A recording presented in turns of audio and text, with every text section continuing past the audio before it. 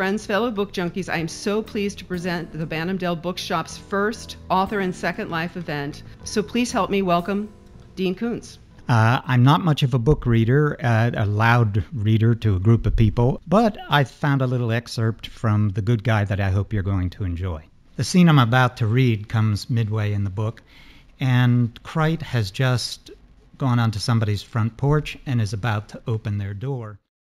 After disengaging both the regular lock set and the deadbolt, he stepped into the house, listened to the emptiness for a moment, and then called out, "Yoo-hoo, anybody home?" He waited for a response, received none, closed the door behind him, and turned on a couple of lamps in the living room. The decor was too ornate for his taste and too feminine.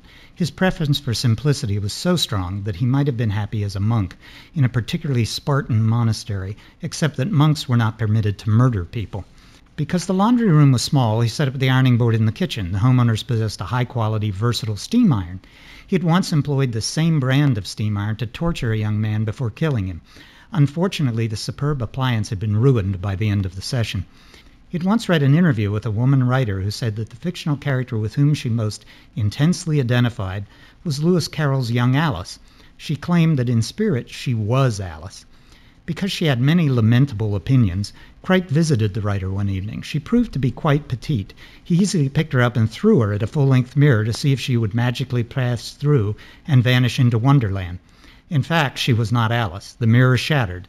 When she failed to pass through the mirror, he spent some time passing fragments of the mirror through her. If you'd like to know more about what Crite does in These People Home, and in some others during the book, why don't you get a copy of The Good Guy? Wow, thank you very much, Dean Koontz. And what I'm going to do is jump right into asking Dean a couple of questions. And I think coming out of that really unusual excerpt from The Good Guy, where you got an opportunity to meet his new villain, Craig, it's a good question to ask, Dean. How do you come up with these incredibly unusual villains? I sort of just do the villains the same way I do the heroes. Just give them free will and see where they're going to run with it.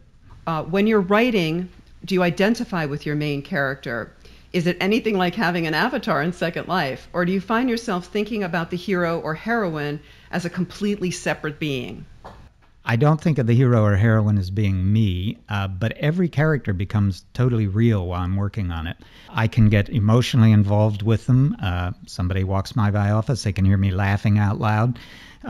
When something funny is going on in a story, they can hear me sobbing sometimes, like at the end of Odd Thomas. But that's good, I think. That's healthy. If you identify with the characters that much, they're going to seem real to the reader. And it's just a magical thing that happens, and it's one of the things that makes writing really worthwhile to me. An avatar named Ginger Pixie Merlin would like to know if you like Harry Potter. I do like Harry Potter. We had him over for dinner the other night, and he was delightful.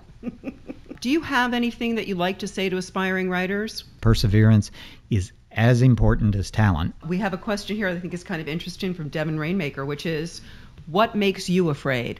I don't like fast-moving insects. Slow-moving insects I'm fine with. Spiders, ants, they're all good. But beetles that move really quick, or centipedes, I don't jump on a chair and squeal, but I don't like them. There's a lot of things that please me more than scare me. A lot of writers please me. I love their work. And good food, good wine, a little more good wine, and then a little more good wine. And those are some of the things that make life wonderful.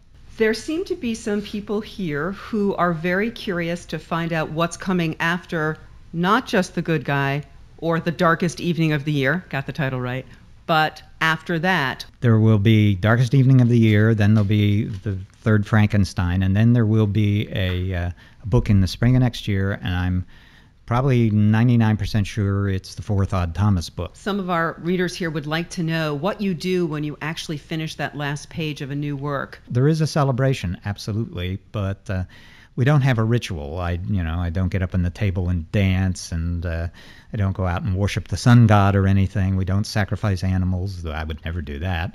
And so it's just a great sadness and a relief at the end of a book. Thank you very much for your time tonight, Dean Koontz. And on behalf of the Banthamdale Bookshop and Cafe, I want to invite everyone to join our group, which is Banthamdale Book Cafe. Thank you all so much for being here. Thank you, and Trixie says bliss to you.